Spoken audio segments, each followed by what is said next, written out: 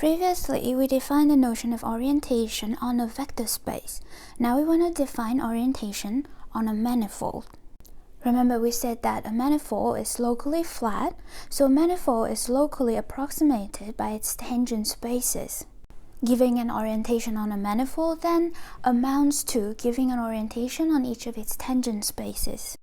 So, more precisely, we define a pointwise orientation on a manifold to be an assignment to every point P, an orientation on the tangent space to M at P. Remember, that means an equivalence classes of bases of the tangent space at P. Observe that each of these EI is a section of the tangent bundle, right? It sends every point P to the vector EIP in the fiber over P, which is just the tangent space to M at P. Such a collection of sections is called a frame. More generally, a collection E1, En of sections of a vector bundle V to M is called a frame.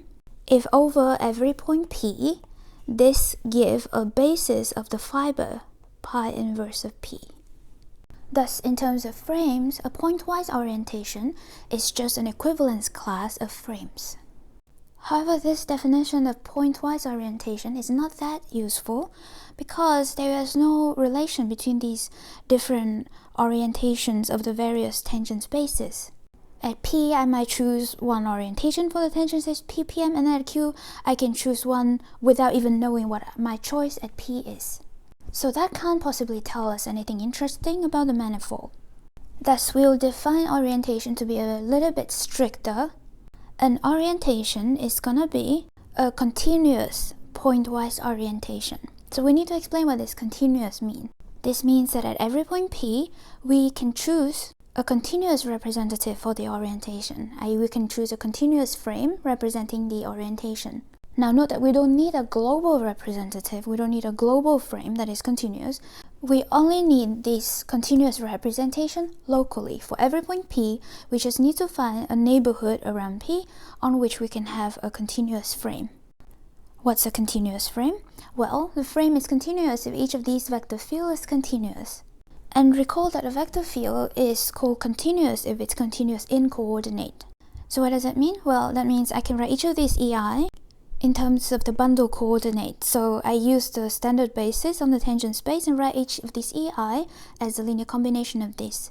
These coefficients are functions. So if these functions are continuous, then these vector fields are considered continuous.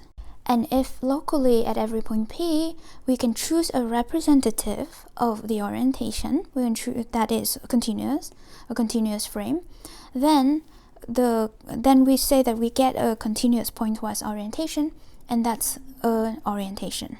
Orientation with the big O, no longer just pointwise orientation. Okay, so that's the definition, but in practice, we want to have different ways of viewing this, because sometimes it's not so convenient to work with the definition. So in the next video, we're gonna give two other equivalent ways of describing an orientation.